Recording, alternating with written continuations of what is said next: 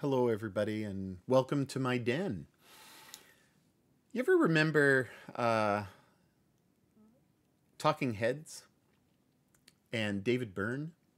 I remember listening to an interview in the 90s about David Byrne being the Renaissance man.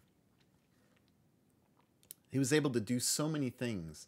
He was so varied, so open to different musical trends and the arts, and just seemed to have his finger in a lot of different areas, not just music.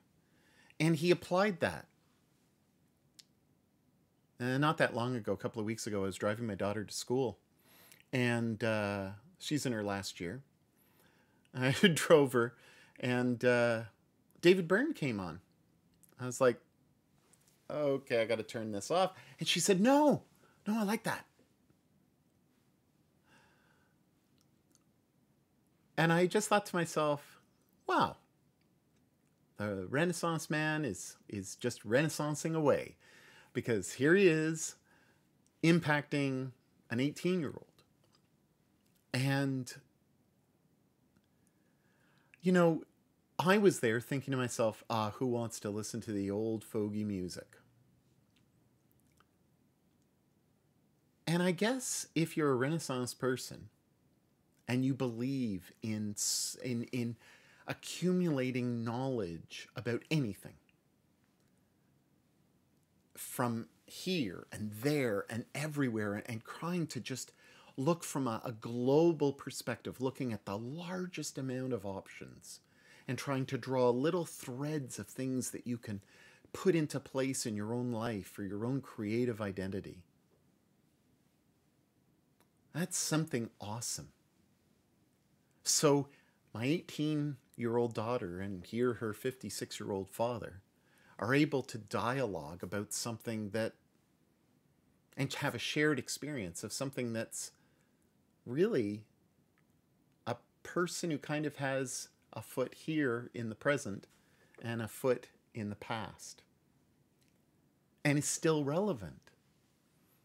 That's what D&D and RPGs should be like, where we have a firm foot in the past and a firm foot in the future and in the present.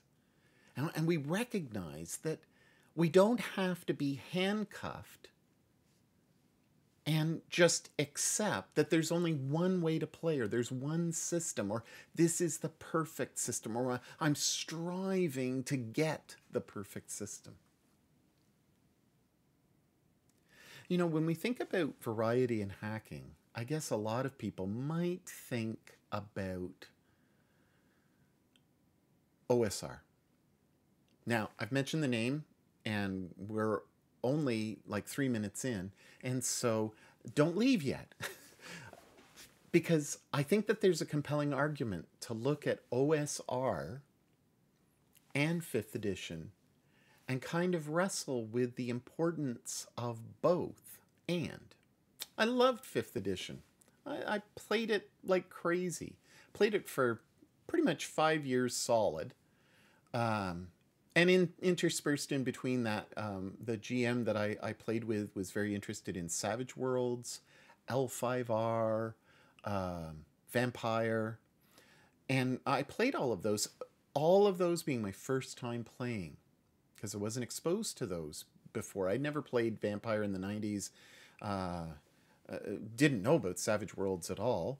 And I guess it was my DM, Phil, who introduced me to these different things. I never knew of L5R. And so these were all things that were just kind of mind-blowing, because I was stuck in the 4E, 5E mentality, where it was kind of like Wizards of the Coast can do no wrong.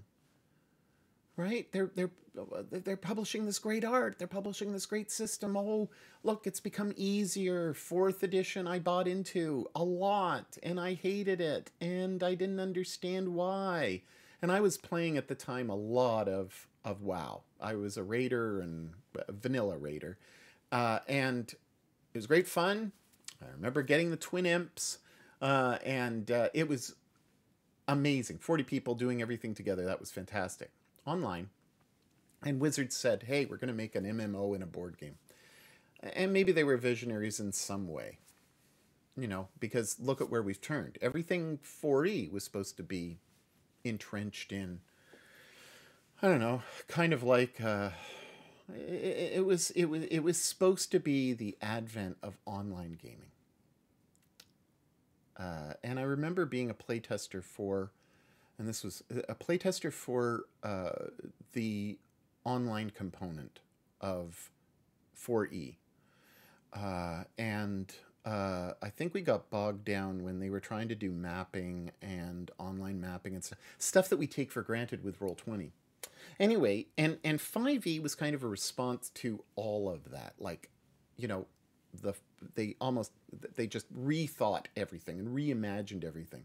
And Mike Merles and Chris Perkins, an awesome DM, and seemingly a great person, Jeremy Crawford. What they put into it really is compelling. And I can see why so many people love it. I loved it for 5 years, but it just seemed to leave me a little empty. I never felt threatened. I always felt that I was going to survive no matter what. There were moments when I wanted to kill my character, and I actively tried to get my character killed so that I could play a new character, because my DM, another DM, Jeff, wouldn't let me kill my character. He didn't want me to switch my characters. You play it until you die, and there was no way in the world that I was going to die, and I was getting increasingly frustrated and frankly bored. Everybody seemed the same. And when later on I moved here and started to run after school program with the kids across the street, I realized how bogged down everything was with the way I was trying to teach the kids. And I am a good explainer with the children, and I was at the time, but still, I even made a character sheet, which is on, I guess, DM's Guild. And I put it up there because I thought, okay, we'll get it color-coded and we'll have it so that kids can easily see where they're getting all these figures. And never once did I question, there's just too much damn information. And, everything. And I only had 50 minutes with the kids before their late bus came to bring them home. So I was under the gun to kind of provide them with a great experience with very limited time. As I watched online play, I started to realize, hey, we've been hacking since the very beginning. We've been hacking with GURPS. We were hacking with Middle-earth Roleplay. We were hacking with all these things back 42 years ago when I bought Chainmail. And when I bought AD&D and got rid of AD&D and brought it back in, and I was searching for more role-playing. I wasn't satisfied with just TSR and with the Gygaxian model. I remember buying Greyhawk. I still remember the feeling of buying Greyhawk and opening it up and seeing that hex map and opening it up, and I still am getting tingles. I'm 56 years old and I'm getting tingles. Now, you probably have that same feeling with maybe Ravenloft. Ravenloft? I don't even know what it's called. Whatever. You know what I mean. I don't know if they changed the name. Maybe it is still Ravenloft, but whatever. Maybe you're really excited about getting 5e products. But there were some problems that I personally had. Now, regardless of what my personal feelings are about 5th edition, it was awesome. But every friggin' session, it was painful to go through the crap of everybody searching around the books, everybody trying to find stuff. I finally got D&D Beyond, was really excited to introduce all of my friends to D&D Beyond, because I said, look, it's going to be so much easier. Everything's going to be right there. You can make a character with no problems. And I was slowly but surely becoming just a corporate buyer, a consumer, That's all I was. I wasn't playing the game for fun. I was playing the game for, oh, there's going to be a new release. Have you noticed that there's going to be a new release? Look at this. We've got Tasha's Miracles on Ice. You know? Yeah. I got to buy it. So I pre-order it. Now, last week, I sold 90% of my 5th edition books. I've subscribed to 3 Patreons, and they've influenced me to the point where I had to say to myself, variety is what's important to me. You might be different. You might say 5e is my game and I love it. And you will love it. Until something else comes along. 6e, 7e, 8e, 10e, whatever. But don't just get stuck into one system. Because way back when, all of us who were interested in D&D, AD&D, OD&D, BXD&D, were also interested in GURPS and MERPS and Harn World, Harn Master, all sorts of different stuff that was coming. Vampire was coming out. And so we were broadening our minds to different options. That was back in the early 90s, late 80s. And even earlier, other publications were coming out at the equivalent of zines. And the modules they started off so serious and then they became really corny. And it was great fun. And slowly but surely, as the industry increased, it became just a consumer product. I guess I'm doing this video to kind of share with you that don't get stuck with one system. Now, focus on the fun. Focus on bringing in hacks. Focus on thinking about variety of your games. Go to DM's Guild. And don't just watch people that you know you're going to like. So I was watching Adam Coble. I was watching Matt Coville. And those were kind of the two that I was really watching. And I drank the Kool-Aid from Adam Coble, to which I apologize to viewers, because turns out he was just an ass.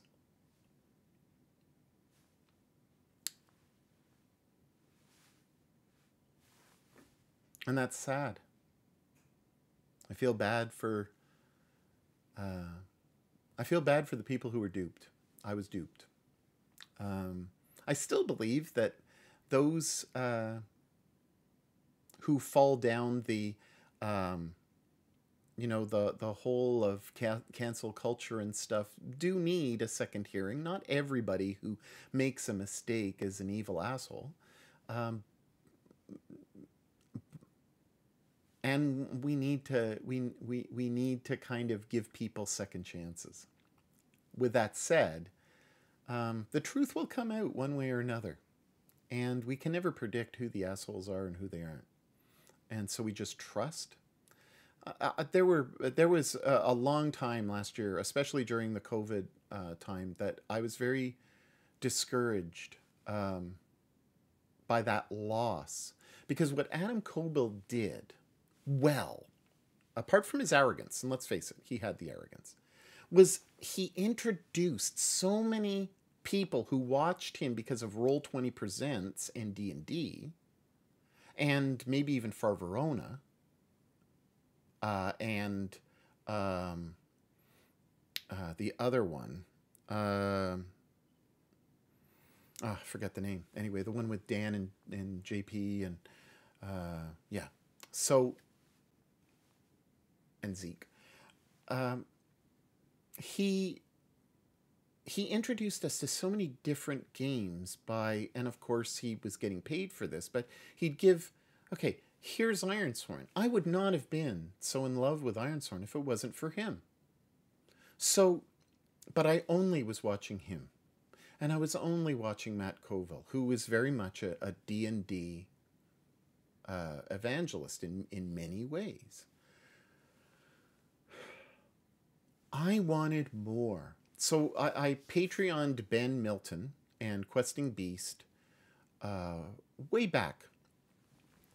And I guess it was last summer. And I subscribed in his Patreon for a couple of months and wanted to move on. But that opened up my mind to OSR and to thinking differently, that these weren't just stereotypical people behind the screen, you know, the old, you know, Grandpa Simpson, so the old man screaming, you know, ignore him. He's old. He's a boomer. What do they know?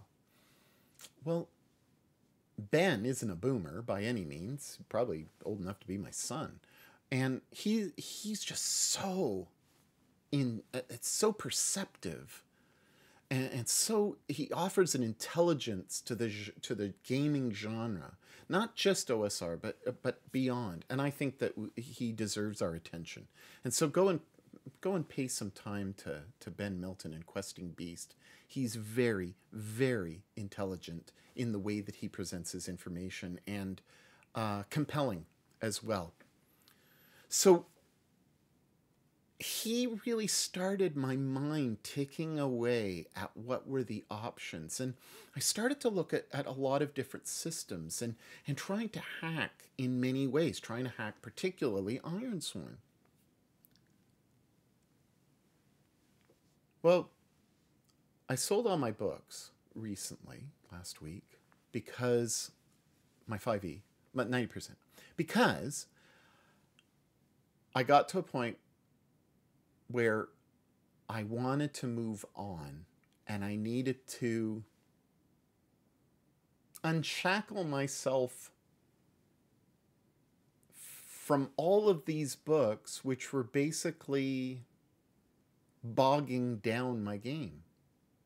And I didn't realize at the time that they were bogging down my game until I started to realize that there were other really good commenters out there who I had seen kind of come up on my homepage, and that I had kind of clicked through but didn't pay much mind. Oh, there's a guy with a suit on. I'm not going to watch him. What corny shtick is that? So I kind of clicked through, and I never really gave any traction. And that was Professor Dungeon Master and Dungeon. See, now this is where, you know, you get to be this old and your brain is going to go on you. So let me just sorry, for some reason my mind has gone blank.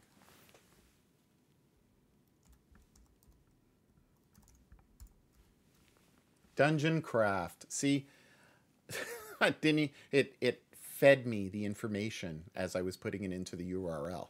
Dungeon Craft. Okay, so Professor Dungeon Master and Dungeon Craft. I can't tell you what being a Patreon to his channel has meant, even in the past 2 weeks. I'm flabbergasted with the content, and more with his... there's a distinction between what he shows the Patreons and what I would say is the real PDM, and his persona of the person that he comes across on YouTube. Both excellent, but being a Patreon has actually had huge benefits. Watching him play with his family has been not only entertaining, but insightful. And that's been great because they aren't bogged down. Now, there is a little, but by the rules. The rules just flow from him. He has a video. I was going to put it up on that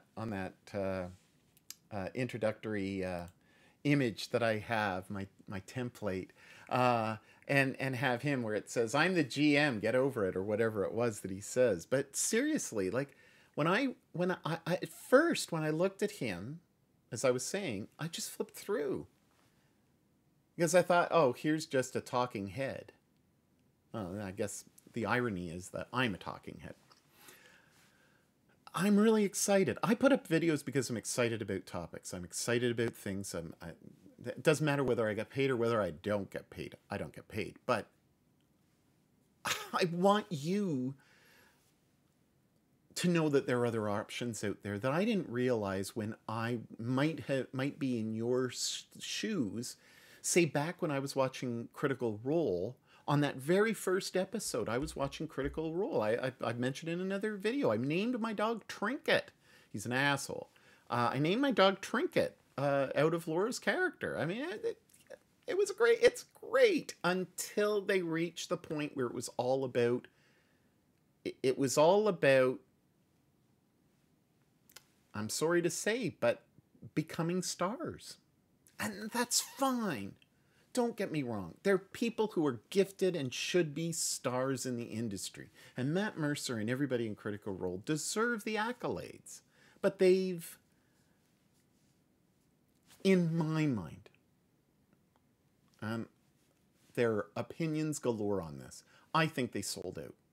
I would have much rather them have been still there eating their pizza and being very relaxed than being more of a show. When they spent a half an hour just looking at the gifts that they had received from viewers, and they were doing advertisements for the various for the various support that they had received by advertisers, I couldn't invest 4 hours into that. Especially being in Atlantic, Canada, where, remember, we get things, so they'd come on at like midnight, 11 o'clock. And going 4 hours until 2 o'clock in the morning, I wasn't willing to invest that time, though I recognized the significance of what they were doing. That kind of narrow-minded options of, I've only got so much time and my time is going to be devoted to Critical Role, or I've only got so much time, my time is going to be devoted to 5e. I've only got so much time, it's going to be devoted to this particular philosophy. Nobody ain't got time for that. Now, I do have 5e books, and that's all the books I kept. And that's probably because they can sell for a fortune later on. I think this sucker is going for like $4.90 on Amazon, which is stupid. So I kept my black books. I kept Xanathars. I kept Mordekainen. I kept Volos. I kept Eberron. I like Eberron. I kept Theros because I like Greek myths. And I kept Tasha's Cauldron of Everything. And I can tell you, in all honesty, that this is actually, and you might be able to hear it. Can you? Oh, it's not doing it. This is the first time that I've actually opened it up. I spent the money, and I put it in my shelf, and it's been in my shelf, and I haven't looked at it. I literally don't know. I think that these are the extra rules, or the new rules, that just are going to bog you down some more. But that's all I kept.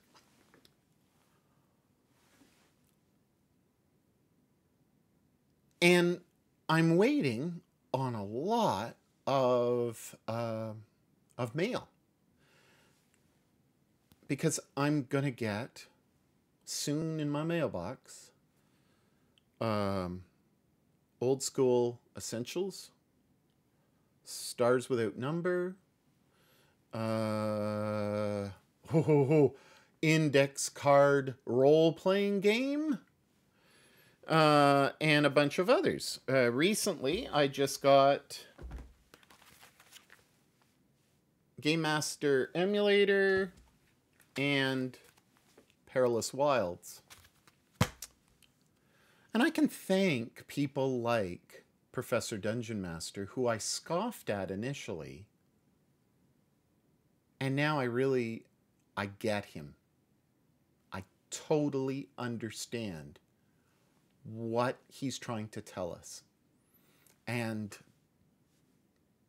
I think it's great. Don't get bogged down. The Game Master, don't worry about agency players. A good Dungeon Master or GM is going to give you everything you need and more, because he or she cares about, or they care about you. They care about you and your fun. They want you to have fun. Of course they're the keepers of the rules. In 5e, 4e, some might argue even 3.5. Agency was felt that it was something that you as a player had to own. So have as many books and as many references as possible so that you could craft the most complex character that God has ever thought of. And you know what? And then we're going to sell you another book quarterly so that you can add on even more to the character that you thought was complete, but no, it's not. And we're going to give you D&D Beyond so that you can spend all that money all over again to buy new books on PDF form. Well, they're not really PDF form because they're proprietary.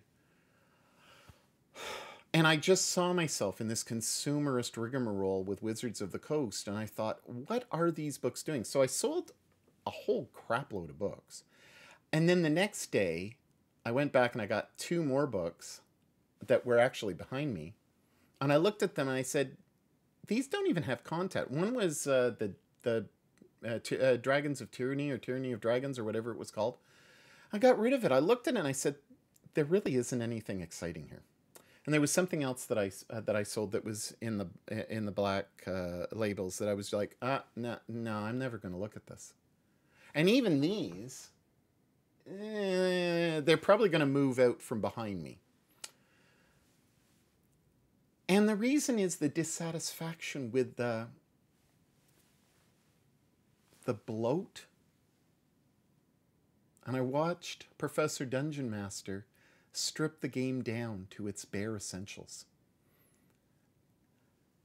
And so variety has led me to a clear understanding of what I want from a game. Now, you might want this fantastic hero adventure where you cannot die and you can build this character and play them forever. And that's cool. We all aspire to that. I had a friend, Kent, whose character started off as Heimdall, and then it was Heimdall 2, and then Chemdall, and then something else Doll, and he went through like 6 or 7 characters because he kept on dying in that second edition game with the different stats that had been hacked. It was wonderful because he didn't take it personally. He just was like, oh, well, I got another character now. If you want to play a heroic fantasy that's no threat, lots of bloat, lots of kind of looking around at different books, and if you don't mind spending, I don't know, Canadian is like $60. $60 every, say, 3 or 4 months that you really don't need, well, go crazy. That's fine. You know, if you're enjoying it and you're having fun with your friends, that's awesome. And me or anyone else, OSR or 5e evangelists, if you're having fun, that's the most important thing. And I think what Ben Milton and Professor Dungeon Master and the guy I'm going to talk about in a second are emphasizing is have fun, streamline it down so that the fun is the priority. The narrative, the combat, the experience. It's not a bunch of old guys trying to regain their past. It's a bunch of old guys and girls who are looking at the current state of the game with all its vast variety and saying, have you thought about this as an option that may take away all of these pressures that have been laid on you by Hasbro and Wizards of the Coast in order to meet quota? And have you thought to yourself, my budget doesn't need to be all 5e. Let's put my budget a little bit somewhere else too. So, irony of ironies, I showed you this, and I showed you this, and I've got lots of stuff on the way, which I will show you when it arrived. So I bought something. Went into my friendly local game store with friends that I've had for 10 years now. And one of them said, come over here. They hadn't seen me for months because I do live about an hour and 15 minutes away. So I went into the store and with my mask, went, and he says, look, and there were a whole bunch of Traveler zines, you know, behind stuff like this, you know, and in comic cardboard, and I was looking at all the Traveler stuff, and because of Starforged, I was aware of Traveler. I know, I never heard of Traveler, you know, a month ago. So I'm looking at all these things. I'm saying, yeah, that's very interesting. It's very crunchy, I said. And he said, keep on going. And he was really excited for me, and I kept on going. And then all of a sudden, D&D books were right there. I could touch them. And then I touched something that I almost started crying about, and I said, I've got to buy this. Now, I had these two books, and I didn't have a lot of cash in the account. I didn't even bother to call my wife. I said, how can I make this work? We made it work.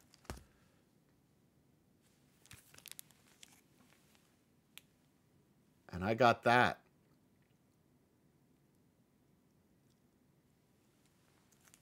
Blackmore.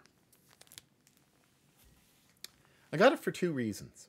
First of all, it was $100 Canadian. And it's in very good shape. One was because last year around this time, somehow or other, I came across Secrets of Blackmore.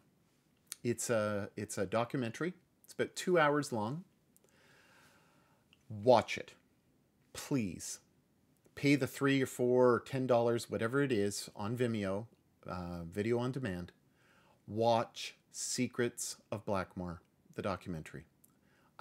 If you want to understand from an emotional level and from an intellectual level how D&D came about, this is probably, you cannot underestimate the 2 hours and how it will impact your life. Now, I am not against Gary Gygax at all. I think he did great things for the hobby. But he was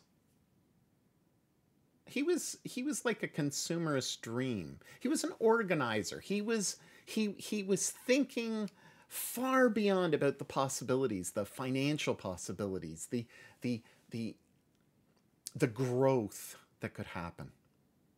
Dave Arneson and Wesley, I forget his first name, Mike, I think. Pete? I don't remember his first name. But Arneson, Dave Arneson, was the heart and soul of D&D. And Gary Gygax took his ideas and took the experience and took what he had gained and he put it into a format that was going to sell. And it did. And it sold exponentially. That show alone convinced me that out of all the other, and they had chainmail, and I don't have chainmail. I got look, I sold my 5e books. I get rid of all my books. This, even the D&D core, the player's handbook, the monster, they had the Kuntz equivalent of D&D demigods. I got this because of its passion, because of its heart, because of the disappointment and the pain that Dave Arneson and his players went through, seeing Gygax kind of grow and take their creation to a different level. Greyhawk is great, don't get me wrong, but they had to make a choice between Greyhawk and Blackmore, and it was not going to be Blackmore. And yet Blackmore... So this is a nostalgia of a different kind. It had nothing to do with me and nostalgia. It had to do with watching the show and seeing their nostalgia. Watch, rent, buy Secrets of Blackmore. So who was my... What else? What else? Well, Harnish. I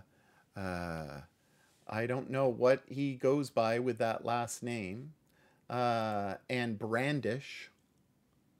I think Brandish Gilhelm is his actual name. I think he goes by Harnish as his publication name. And his channel is Runehammer. Now, I told you, I think, that I have 3 Patreons. So, I have Me, Myself, and Die and Trevor Duvall at, I guess, the top tier, because I find his interviews exceedingly interesting from a Canadian perspective. It's like he's talking about, he's talking about Harnquest and all these things, and I'm thinking to myself, geez, they came out at the same time as in Canada across the board. I'm like consuming at the same time in Montreal as he was consuming in Edmonton. And so that is nostalgia. But what he's coming up with is really intriguing and really exciting. I told you I supported Ben Milton before in the past. I probably will again. He's a great intellectual. Professor Dungeon Master and Dungeon Craft. I'm going to make one of those circly things on a Lazy Susan. I'm going to have a great time. So, whatever your name is, you crazy drinking fool, you are amazing, Mr. Runehammer. I saw Index Card role-playing game in Drive-Thru RPG, and I was very, very intrigued. And I kept on looking at it. I looked at the art, and I said, well, geez, that's good. That's kind of fun, funky art direction. And I just kind of perused it and stuff, and I think I got the PDF, but kind of, if you're like me, you'll buy a PDF or obtain a PDF if you were so inclined. Support your friggin' support publishers, okay? If you're going to obtain something and you like it, for frig's sake, put the money into their pockets because they work hard. Well, I didn't know he did the art, the publication. He did everything. He's doing music. I mean, this is a Renaissance man, and this video is named Renaissance because of him. As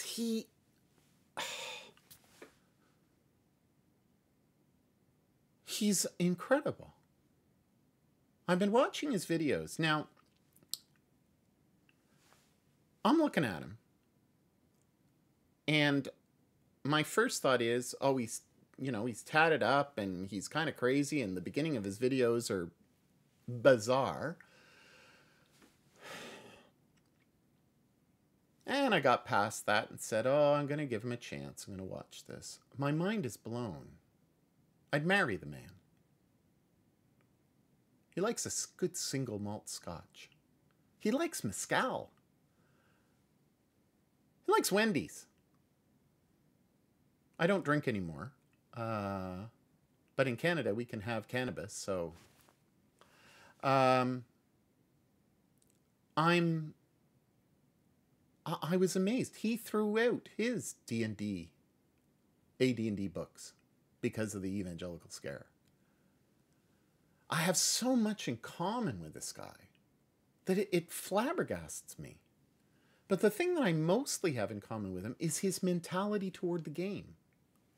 Why are we just constantly... Why are we narrow-minded in the way that we see the games that we play? Why aren't we broad-minded, open? Why do we have to go on the diatribes of this is the only way? Okay, I sold my 5e stuff. Do I hate 5e? Absolutely not.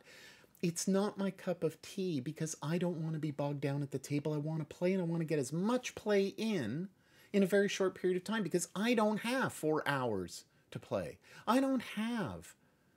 With the kids, when I go back, when we go back to kind of normal, maybe in September, that when I go back to the school and I do the after-school program with the kids, I'm going to introduce probably Deathbringer, which is Professor Dungeon Master's Patreon game that he's crafting, kind of bits hacking all over the place, hacking away, and he's putting it into a document. And I've got the document. I think it's about 40 pages. Patreons get it. Support him. He's awesome. But really, support at the highest tier. And I'm not. They don't know me from a friggin' hole in the wall. But for his family videos of gameplay, if you are older, even if you're younger, you could be like 15 years old. If you want to see what gameplay used to be like, the rules have changed. But as he says, it's all D&D. 6 stats. Same 6 stats that have been around for the past 40, 50 years. And you roll your 3d6, not 4d6, 3d6, and you live with the consequences. And you got hit points, and you got a d20, and that's D&D. That's the essence of it. And he's offering different kind of hacks to things like this. Is it DM Scotty? I apologize because I'm just being introduced to his channel. He seems to be a craft person, but he seems to have a wide variety of stuff. And he has this dice, a kind of an option to intuition, luck dice or some type of dice. Anyway, I bought that just recently, his PDF. It was like $1. And these are the kind of things where I'm talking about, you know, if you're going to hack well. Take the best bits of everybody's system and kind of just throw it all together and have that variety. I was stuck for years just buying into, as I said before, the consumerist mentality that Hasbro wants us to have. I need that next book. I need that next book. I can't live with it. I have to pre-order that friggin' next book. That book back there, Tash's whatever, Cauldron of Fantastical Beasts and Ideologies by Hasbro, that book has not been opened because do I really need more rules? Do I need more rules to correct the rules from the past? Do I need more? Where the frig is the Ranger? Broken. It's broken. And I'm thinking to myself, I want something that I can just bring to the table and play. So the dungeon, Professor Dungeon Master has this circular, Lazy Susan kind of DIY thing, and I'm going to build it. I swear to God, I'm going to build this because it just makes sense. Near or close, near, far. That's all you need. Close, near, far. Let's not get caught up with, is this 320 feet?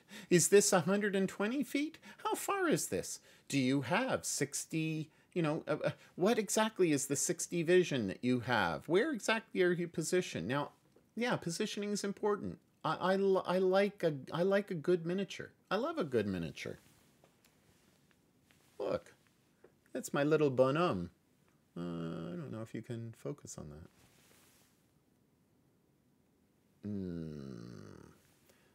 Oh, well. Anyway, it's a bonhomme from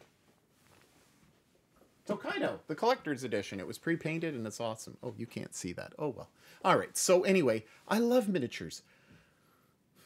I'm not going to fool around with the camera, but I've got a whole whackload of terrain up there that I hardly have touched. Played Frostgrave and stuff like that.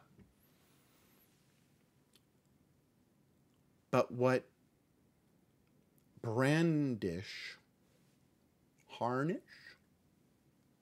That guy, okay? What Runehammer offers is something I never expected. I ramble, he rambles, and I love the guy because of his mentality toward this openness, this hack away, enjoy the game, live the game for fun. And if a rule is getting in the way of your fun, don't have the rule. But I think it comes down to a deep-seated understanding that OSR people have The 5th edition people don't. And it's a worldview issue. So if you've stuck with me for 45 minutes, this is really the point. It's a worldview issue.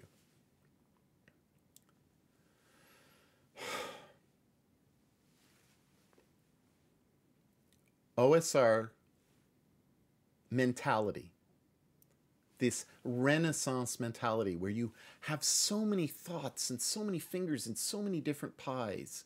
And you train your skill on so many different aspects instead of just focusing and narrowing in on one. Allows you the freedom. I did a video on Gone. And my video on Gone was, oh my gosh, this is the best thing in the world, better than CR, oh my God. I never watched the end of it. And I had a revelation about this. Why? So if you're if you're a Table Story person who's subscribed to me and you love Table Story, I love Table Story. I love Pumpkinberry. I love what she did with Gone. I haven't watched a stitch since, but I loved every episode. I couldn't wait to get home. My wife even watched it with me until the book was allowed to be opened. Now this is significant. So here's Nibiru. I bought the book. And I don't buy... I haven't been buying independent publishers, Modiphius stuff, Free League stuff until relatively recently. It's all been 5e, 5e, 5e. Here, take my $60. This has been amazing because with Gone, the characters really didn't know what was going on in the beginning. And so you had this freedom of narrative expression. They played the game, but they didn't have any clue what was going on. Pumpkinberry knew exactly what was going on, and so did her extended cast. Okay, so people like Zeke and others, Dan. They all knew kind of their roles to a certain extent, only little bits and pieces, but the 3 main characters didn't know what was going on. John, Elspeth, Brad's reactions were so pure because, and I was trying to think, why do I love Gone so much? And it's because it recaptured OSR and a feeling that I had way back when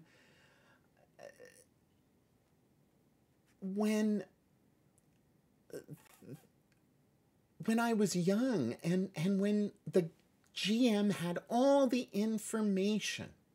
They had all the books. They had everything. I had everything. And when I did DM, I was the one in charge. And I told people what were the rules. And I was the information person. And the worldview difference is we all have books now. When Elspeth and John and Brad were able to open up the book, I lost interest. I think I watched 1 episode. And I think the reason is that I felt, rightly or wrongly, that now the game was just not special as much because everything was kind of open and you could check out and you could look at the drawings and you could find out more information about the world, which I think that his world, Sans, I think his name is. I even bought the recent Kickstarter. I forget what it's called. Of Nibiru, because I love the worldview, but I want to explore it with somebody who doesn't know the world, just like Pumpkinberry did in the beginning of that. And that's compelling because the other worldview, the 5e worldview, is you need everything you need this stack of books to be able to navigate the game. Now, I'm sorry. I'm too old. I'm going to die soon. I don't need all this shit. I don't have the time. Maybe you're like 15 years old. You got loads of time. Go crazy. And you'll become an old man too, or an old woman, or an old they. And you're going to look and you're going to say, oh, that was the best time. Maybe it is for you. But I think that there's something special about the game that we used to play way back when that we've lost. Variety. And hacking. Just being able to say, I have permission to do whatever I want. As a GM, you should be able to do whatever you want without relying on so many rules. You know, I wanted to get into Zweihander. I really wanted to get into Zweihander. For some reason, the author just rubs me the wrong way. I followed him on Twitter for years, and every time I read something, it was like, holy crap, this guy is like, you know, he is corporate to a core. And so I could never get into it because I kind of felt a little bit icky. I don't know why. I love the drawings. I bought the PDFs. I bought Main Gauche, the PDF, but I could never buy the book. And when I looked at it, geez, it's verbose. If you think I'm verbose, holy cow. I said in a previous video, who needs a 700-page book? Give me 300. And you know what? Frankly, I'm quite happy with something this size, Morkborgy size, or Savage World size. You know, I think that this is a great size. What is it? A5? Something like that? 9x6? I think it is. That, to me, perfect size of game. You give me this, I'll buy it in a second. Won't even question it. Because I can probably get it and explain it to somebody. I think that when we give everybody this agency to do everything under the sun and give the rules to everybody and say, hey, you do the rules and everybody's going to do the rules and we're all going to do the rules together, that's great in theory. But there's an awe that we're missing. Recently, I've been making comments on Rob's Miniature World, something like that. I forget exactly what his name is. I should look that up too, just so that Rob Oren. I just want to see what his channel is because you should support him. He has COVID. I've been, whether you pray or not, I've been praying for him. I'm very concerned for him. And just see my history here, just so that I can tell you.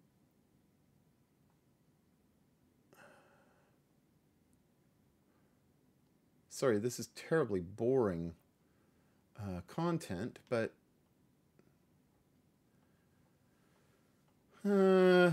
well, frig. Unfortunately, I can't easily find because I spend most of my time on YouTube looking at a whole whackload of stuff.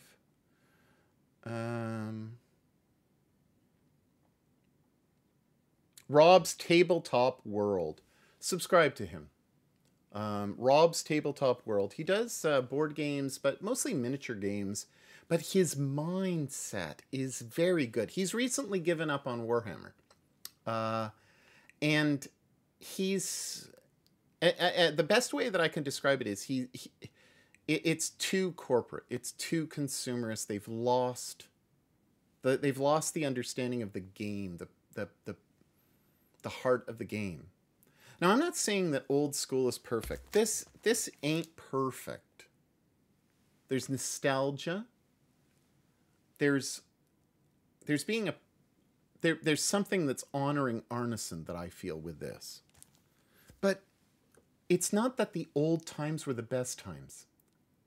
And it's not nostalgia on my part. It's the way the game is played. DM knows everything. Players don't know what hack you're using, what you're not using. And you trust the GM. And maybe that's the biggest thing is trust. It's a worldview issue. Do we trust the GM? To be honest, I used to play behind the screen all the time, and I would fudge die rolls all the time, and what a crap that was. Because the players... I wasn't honoring the players. We talk about agency all the time, but in order to give them agency, I have to give them honesty. And honesty is rolling in front. Don't put up a screen. Just roll. So what Runecraft did in index card role-playing game is just bring it down to as many common denominators as possible, to hack bits and pieces from all over the place, and to make it compelling so that you could have as much fun as possible in the shortest amount of time without having to spend hundreds, thousands of dollars or have the time to build your own equipment. He's put it on index cards and said, here, just use your imagination, be free. Now, he doesn't, he doesn't use, I don't believe, the hard rules about dying as, say, OSE, Old School Essentials does. And I agree with Brandish. It's easier for me to call him by whatever I believe his first name is.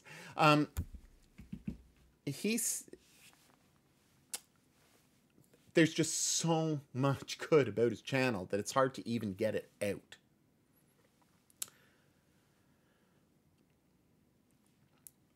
He thinks that old school is a bad way of explaining things. That we shouldn't be calling it old school revival, old school essentials, old school anything. Old school just turns you off, probably, unless you're an old school understander or a nostalgicist.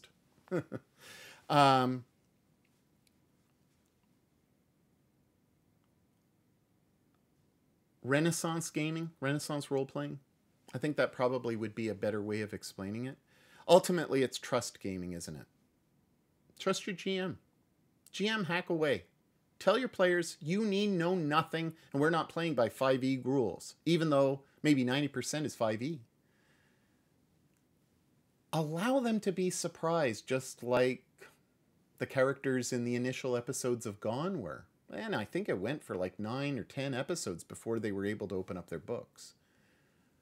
And there was a purity, a refreshing nature that I bought into, hook, line, and sinker. And then I didn't know this at the time. This is just a recent reflection that as soon as they were able to open the book, I stopped watching, because at the time I just thought life got busy and COVID, etc. But no, it was because of that fact. I wasn't interested anymore because everything had been revealed. I don't want everything to be revealed in the rules. I want to trust the GM. I want to play a game where I trust. And see, maybe that's why I have reactions to safety cards. We've stopped trusting each other. We've stopped having conversations that aren't decent. And I don't mean that from a morality perspective. First of all, rape in any sense is just not on. I understand the outrage about Kobold, because rape just ain't, it shouldn't even be part of the game. It shouldn't even be mentioned in the game. You can come with so many options other than that. What are you trying to do? Now, I have a good amount of pastoral and psychological and therapeutic training behind me that I employ in my regular job.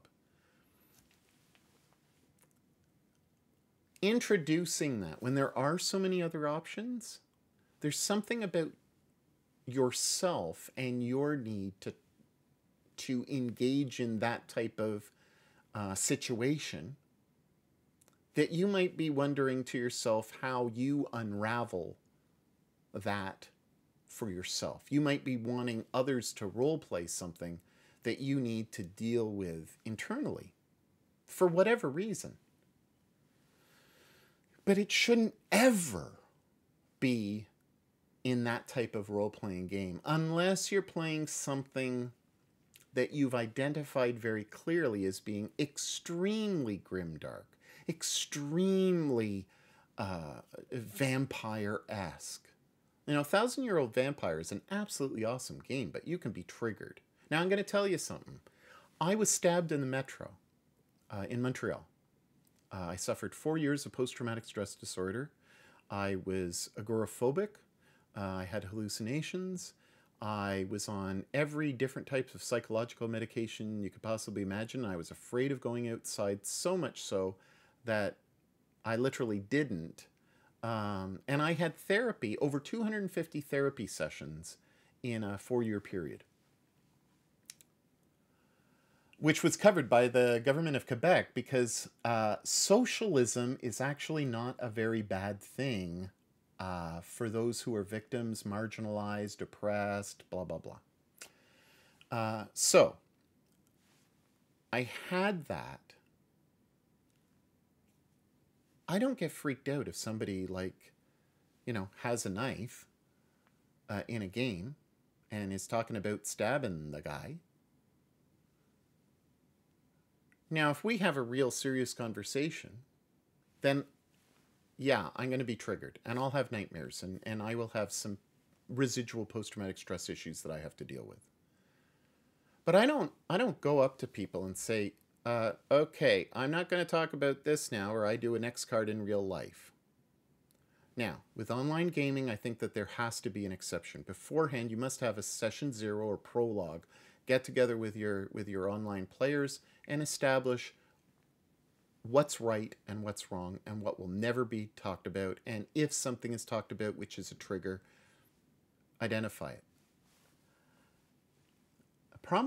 I see a problem with it. And the problem that I see is the potential if you give a person an X card. I know, this is certainly a friggin' boomer understanding, but hear me out. An X card gives so much power to the players. And I know agency matters. Of course it matters. But if you have an X card and you have a shitty player who just is a shit disturber, they can use that as an excuse and not as something real, where there is a genuine trigger that's gone off and the individual is having a difficult time with a certain topic. Now, I think that if you're self-aware enough, you might want to talk to the GM beforehand privately and say, hey, look, I was sexually abused, and I just want to make sure that it's not going to come up, because it's really hard for me. If you've got a reasonable human being, that person is going to say, I completely understand, and I'll make sure that I don't go there, and I'll make sure that we talk to the rest of the players so that everybody knows that I have spoken to everybody and that this is off the table. That's just common sense, and it's common decency. I just worry about the ramifications of giving the players even more opportunity to derail an event, not because of personal psychological issues, which should be addressed outside of the gaming sphere, whether it's online or in person. It gives the player an opportunity to kind of completely and totally stop a game. Completely and totally. Now, Adam Coble had said something that was really offensive, but I understood it at the time.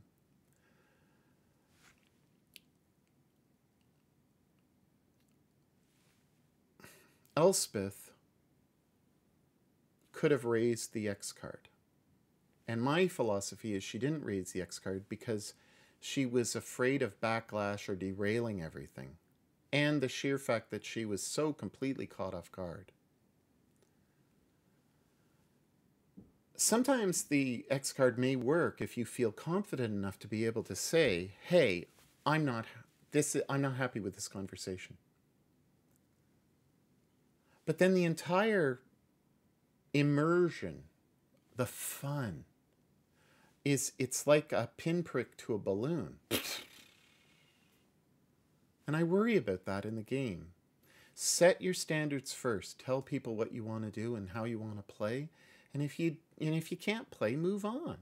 And if you're not willing to play 5e because you don't like the fact that the players have every option under the sun and are basically going to be more rules focused than you are as a GM, well, hey, if you enjoy that, play it. But if you want to go back to how the game was intended to be played.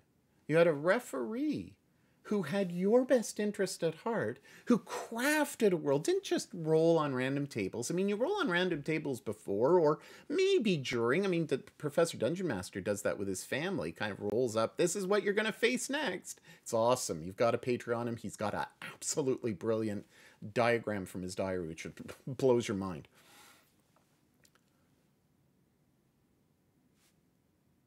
I'll trust. Because the variety, the renaissance, the recovery of this type of is varied. We are all over the place in the way that we think. And I don't know. I mean, I know that I've been going over the same thing, but I've been trying to give these little kernels of wisdom that, I don't know. Maybe you'll find it resonates, maybe you won't. I'm not doing this to get clicks. It's not clickbait. I certainly hope it's not clickbait. I just want to share my enthusiasm and the fact that I've really changed my thinking. This index card revolution has got me thinking, just blowing my mind. So I'm gonna just finish off by talking about some of this stuff that I was thinking of and writing out. Records are back. Okay, records are back in fashion. People love vinyl. And Spotify, that evil company not paying, and I got Spotify, not paying their musicians, bad, right? And I feel guilty about having Spotify.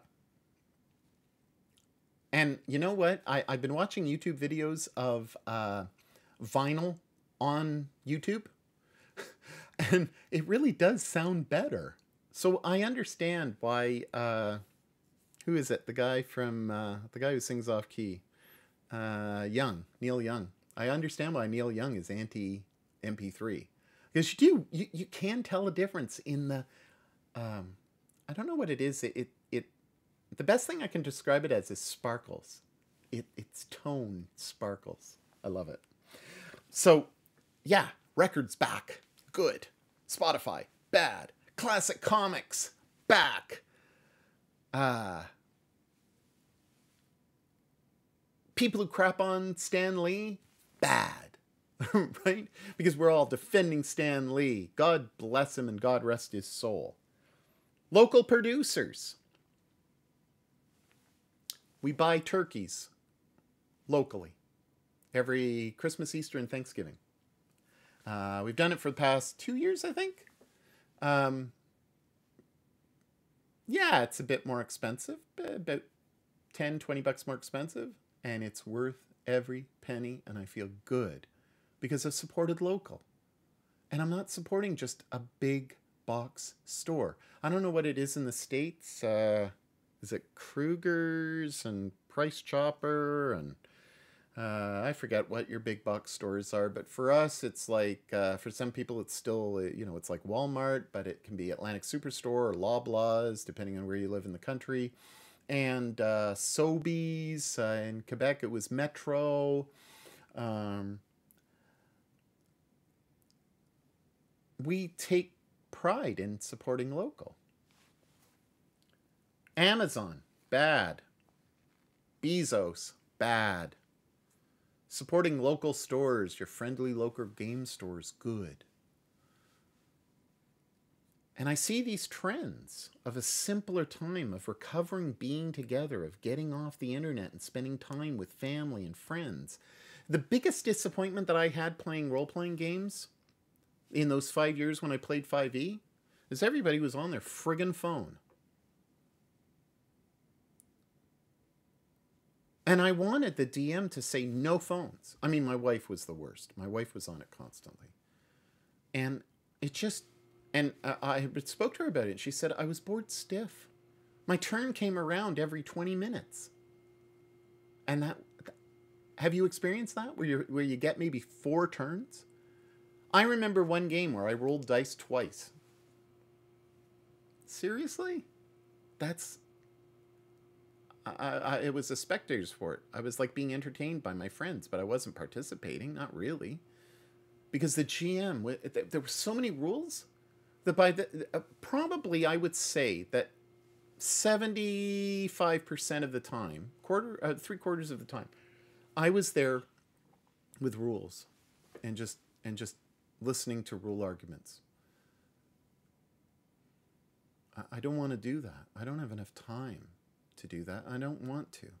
I want to play the game like I used to play the game, because the game was made right. I don't think the game personally is made right now. We've lost death. We've lost death and fear and awe and amazement. We've lost that. We've lost. It's like COVID. Why is COVID upsetting us? Because we can't be with our friends. We can't be with our family. We can't be free to be out. Not truly free to be out. We want freedom. And freedom means we have to kind of minimize those rules down to the bare essentials so that we can just get back to having fun. I mean, role-playing games is all about going back and playing make-believe, right? I'm a 56-year-old who has sometimes the mind of a 25-year-old. Most of the time, I'd say I got 20. Yeah, most of the time, I feel 25. I always wonder about this with my father. My father's 92, and he's living in his own home, and he's on his own, and he's in pretty good shape. And he thinks like a 25-year-old. But really, ultimately, deep down, I'm about 14, 15. I just want to play games.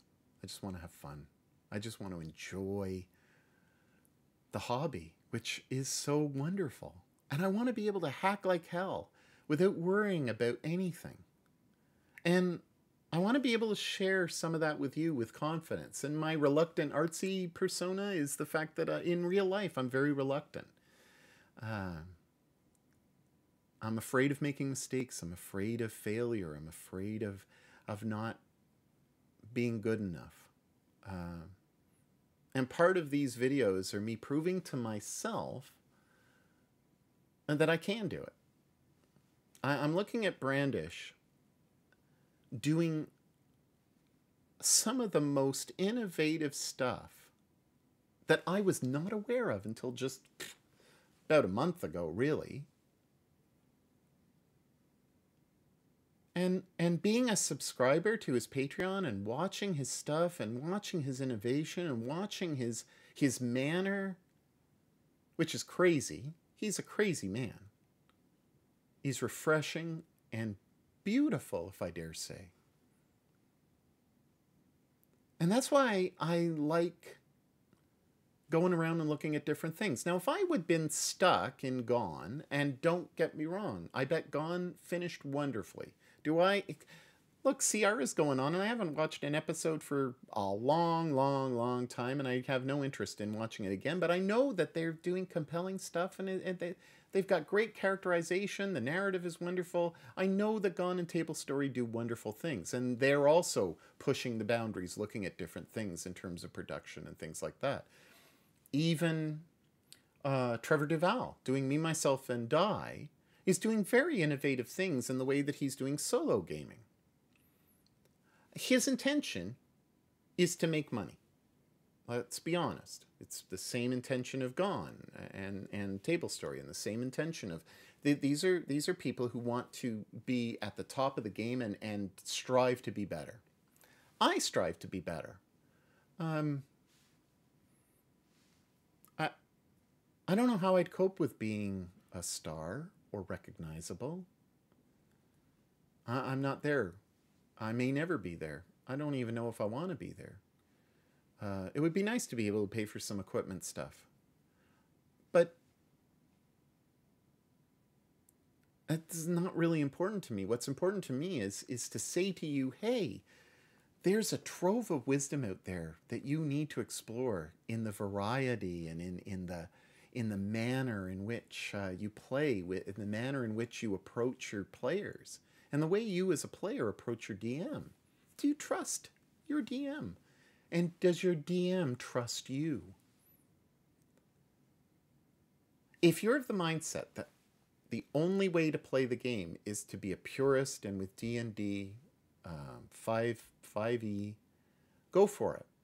But that means that the consequence is you may be 20 minutes before you play or roll. And you may try to hack in narrative, but really the game is based on rules and rules and rules and rules. And the narrative is dictated by the rules and rules and rules and rules and rules and rules. All your skills. So, Harnish, Brandish, Ishi-ish, he talks about looking down and looking at your character sheet. Kind of getting cross-eyed with your character sheet.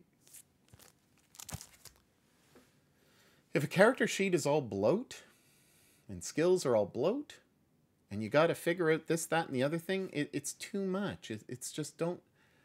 You're taking away from the narrative by rolling on the narrative. Sometimes it's appropriate, but most of the time, just go with the flow. It's not always going to be perfect, and I'm not talking about voices and stuff. Frankly, I really don't feel comfortable with voices, but that's me and my personality. You may be very open with that, and that's great. And maybe they have a time or a place. I don't know. That's your game, not my game. But find out beforehand, and yes, have an X card if you feel you need an X card. But I hope you know your GM enough, even in preparation, and you haven't met them before. Ask her or them or he, what do you want to get out of this game? I think some people who are doing online stuff are doing the game because they want to move into a greater kind of realm. They want to advance. They want to become YouTubers. And that's fine. But be clear beforehand. And if they're going to push the boundaries on topics that are unsavory, put up a warning. And just like my thing, let's see if I can do this. See, I mean, I've put on the little Canadian little 18 plus because it drops some F-bombs and it's not intended for children. And I don't want to offend anybody, but I want people to, I want to be clear. And I think all of us should be clear with one another, but trust your GM. And if you don't trust your GM, don't play with your GM. In my little list of stuff that I mentioned, we must buy product, lots and lots and lots of products, so we don't look back to our friends. I like it. Yeah, I like it. I must buy it. This model 0. Remember the big outcry in the 90s and the 2000s of models all being size 0 and putting women in particular down because of their shape. Well, that's passé. We don't look at things that way anymore. God willing, I hope we don't. Advertisers are telling us how to play the game, what we need, what we must buy. They look at our table and they say, you're only good enough if you have this. You've got to have Die Hard dice. You've got to have the Stream Deck. You've got to have all this stuff to be able to do this stuff. Now, the Stream Deck has helped a lot. No, I don't need all that stuff. I need a set of dice. I need the will. And I need some tools. There's a big difference between having this thickness of tools and that thickness of tools and all that it implies. So, Runehammer got me to get this because of his attitude. He's running a Blackmore game. I don't think using this. I think he's using the DA1 or DA2 module that came out, I think, in the 90s. And he did a map. Oh my gosh, his Patreons have a map that he drew of Blackmore, and it's friggin' awesome. I can't say enough about the guy, and I probably could devote an entire episode talking about him. But this attitude that Brandish has, because everybody's pressurizing us to try to fit into that size 0 dress. And really, we're a size 12. And we feel bad about ourselves because we don't have either the money or stuff. So I said to you before, yeah, it would be nice to be able to buy my products or buy stuff to kind of improve my system. But you know what? I'm doing okay. I'm using my SE camera, my Apple SE camera, from a phone that is long out of date for me, and I just thought I'll use those optics instead of using the, what the hell is this? The 922, the Logitech 922. That I use for my dice because it's just not clear enough. Now it's fine, but I have a phone lying around. There was no problem just hooking that up and getting a couple of apps, and it was fine. I'm recycling. I don't need the bestest stuff. I don't need a monitor that swoops around. You know, I don't need the most expensive equipment. I don't need the most expensive tools. And for years and years, I felt that I did. And I don't. I wish... I wish I knew then what I know now. I think there's a song about that too. You have the power to change the industry and consumerism in our hobby that is like a cancer. You don't need everything. You don't need to buy every product. And if you're young enough, you don't need to prove anything to anyone else. Now today, bizarrely enough, I'm wearing a kind of fancy-ish shirt and I'm wearing a fancy-ish sweater. But I've had this for like 15 years now. And I used to, when I was younger, buy polos and Ralph Lauren chaps. Yeah. I was a prep. Or a prep wannabe. Didn't have the money to back it up, but I was a prep wannabe. Penny loafers. Because I thought that was the only way that I would ever get a date. I would ever be happy. I had to have the newest, latest things. I was big into music. Gave away all my records, by the way. Had a collection that was massive. And I was like, yeah, times have changed. Get rid of that. Get something new. Let's buy some CDs. All my CDs are downstairs and they're all starting to peel off with the film or whatever they call it. You don't need all this stuff. Get basic rules. I mean, I'm looking at Deathbringer, the rules by Professor Dungeon Master, and I'm thinking to myself, I'm probably going to take some ideas from Index Card RPG, and I know that Brandish would be like, yeah, just take some rules. But I'm looking at this other thing, which isn't even published. Well, it's on his Patreon, but I'm looking at this 40-page, which is very bare bones and just mostly kind of explanation as to how easy this is. And I'm looking at Brandish's stuff, which is like really, really easy to understand. And I'm thinking, I just need simple rules. There's one thing. And actually, you know what? I am going to read this to you because we've been on forever. And if you're here with me this long, you're crazy. So let's go to my PDF. Where is this? Deathbringer. There we go. So I've got it highlighted. Deathbringer character sheets include only essential information. Ability scores, bonuses are king, and a simple bonus called Expertise covers every skill in the character's wheelhouse. The GM does all the math for the players and just tells them what to roll. And he has this big, massive D20, and he says, here it is, and it's on the table, and it just tells you, you need a 12. Thank you very much. And if it's really, really hard, you put a +3, and if it's really, really easy, you do a -3.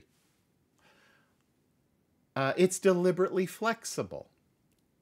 Roll of 20 is a critical success, and you add a d12. And there was other things, and I want you to Patreon him so that you know. But there's one thing that I marked down. I hope I marked it down. Maybe I didn't mark it down. Oh, maybe I didn't. It's on the first page. You should. Essentially, it's you should never need to look up the rules. You should never need to look up the rules. Commit this chart to memory. Amen. Luck Dice by DM Scotty. Buy it. It looks really, really good as an option. But seriously, if you have to memorize the rules, or if the rules are too great that you can't memorize the basics, then you're going to slow down your game. And that's the point of what Professor Dungeon Master says, and it's exactly the same philosophy I believe that Ben Milton has with Dungeon Quest, and the same for Runehammer. And so I'm encouraged by what they're presenting, not because it's old school, because it makes sense to me. Do I love 5th edition? I like it a lot. I just wish that I died more often.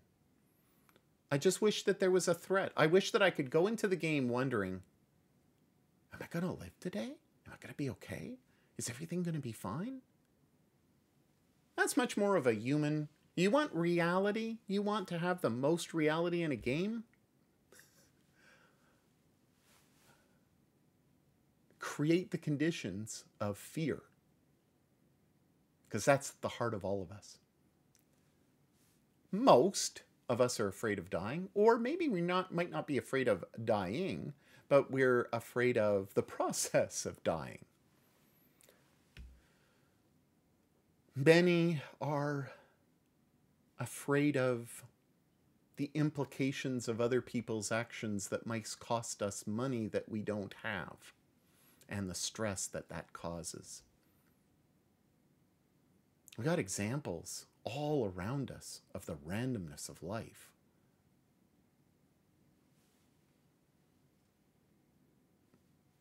You want a real game? Have the game have a real sense of fear, a real sense of danger, a real sense of accomplishment, that you actually accomplished something, not because you were able to navigate the min-max possibilities, maximum damage, minimum damage taken. I don't want to play with min-maxers. I think that their philosophy is flawed. Have I been a min-maxer? Absolutely. And I'm sad about that, because there's a chapter in my role-playing life that I'm kind of ashamed of, because I speak from experience. And those times were during 5e. More so than Pathfinder, actually. And I played Pathfinder, the 1st edition. And I just wasn't satisfied with the time and everything else. So I'm going to let you go. It's been forever. I'm approaching an hour and a half. And my God, if you are still there with me, wow. So I don't expect a lot of retention for these videos. That's a YouTube-y word, retention. I just want to share my excitement about the hobby and about what I see and about the people that I'm excited to watch. Ben, Professor Dungeon Master, Runehammer. These are awesome, awesome channels. Me, Myself, and Die, I think, offers something very different. And I love random tables. I think random tables are awesome.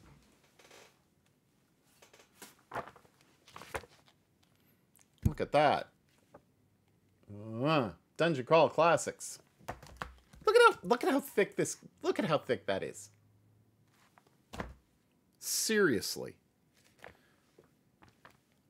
Random tables. Matt Davis. Yeah. This is the stuff that I should have been buying all along. At least the past 10 years. And I just was ignorant, living in my little CR bubble and living in my little 5e bubble. And I've spread my wings and I've said, I'm going to learn more about where I came from. Not because it's old school, not because of some nostalgic desire, but because I want to play. I want to play in the way that I feel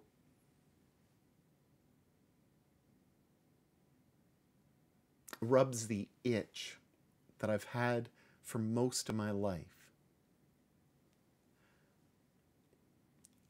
I'm 56 and I'm starting to think mortality. I think I wasn't 50, which I spent playing D&D on my 50th birthday with my wife and my friends. That's how I spent the evening. And comic book club after that. I think I was about 52 when I started to really digest, and I'm a Christian, I'm a priest, so I have a particular worldview. Regardless of that worldview, you get moments of, one saint used to call it the long dark night of the soul. The long dark night of the soul. And I think that for the past few years, certainly the past 4 years, I've been thinking more about my own mortality in a way that is not always negative, but mostly in the sense of, what do I want from my fun time for the rest of my life? So if I were to die tomorrow, what do I want to leave? What do I want to remember? Well, obviously my children, my wife, and my grandchildren, and my parents. My mom's passed. My dad is 92. It's, we all have limited time. And I'm thinking to myself, what do I want? And so for me, this isn't simply me spewing off for an hour and a half for you. If you've made it this far, well, you're hardcore. And obviously I've been compelling to you, which I can't believe. If you have lasted this long, for God's sake, like, subscribe, make a comment, tell me I'm an idiot. I don't care about the metrics. I'm more interested in somebody who's actually watched to this point and understands that a lot of this comes from me thinking, I want to be a Renaissance man. I want to be a creator. I'm looking at Brandish and I'm thinking to myself, you are living the life, my friend. Not because you're making money. Not because you have this platinum game. Not because you've got 1 billion subscribers. How many subscribers does he have? I wouldn't know. I don't know. Because I haven't watched him recently. I have to have watched him recently. There he is. There he is. I want to go to the channel. Can I go to the channel, or is it just going to... What's that going to do for me? He's got 43,000 subscribers. And if anyone deserves it, he does. But he's got a passion in his heart, and he's creating. He's making music. He's making art. He's made a game. He's crunched. He's being creative. And I think I need to change that reluctant part of the artsy to being something different. We could go through our entire lives reluctant to do things because we're afraid of the consequences. And I'm doing this video in spite of all of that. Yeah, I'm doing it in spite of all of my inner insecurities. So thank you for spending time with me. It's a long video of me just wafting pontifications. So thanks a lot. I will get something up in terms of gameplay for Starforged, but I'm reluctant. Now, I do have 2 episodes of creation that I actually have here. And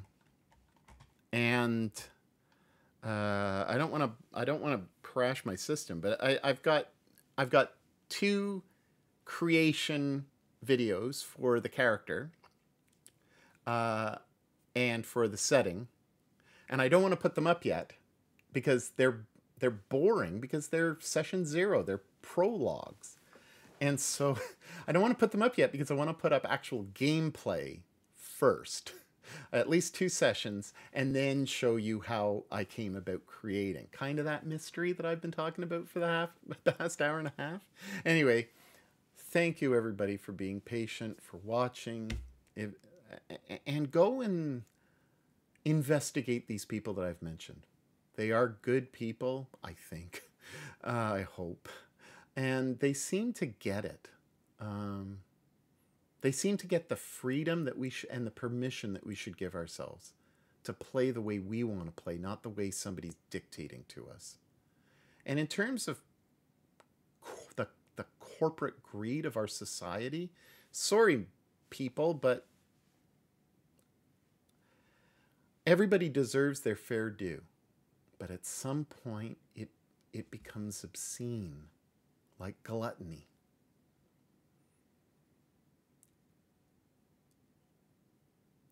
D&D 5e is a great product. Crawford, Perkins, Merles have all created something very good on the backs of others. Monty Cook, Dave Arneson, Gary Gygax. So many. Hey, just spread the love around a bit, and maybe you're going to discover that there is a vast amount of creators who think like you do and not like the corporate shills that are out there who are doing business. They're like door-to-door salespeople, or the people who knock at your door trying to sell you insurance back in the day. We don't need to spend everything under the sun on just one particular thing. There are other things that can bring us joy too within the hobby, and allow them to get a little piece of the pie too. So, take care. Have a great time. There are things that you should do if you've watched this long, and hopefully I'll get a video up soon. Bye.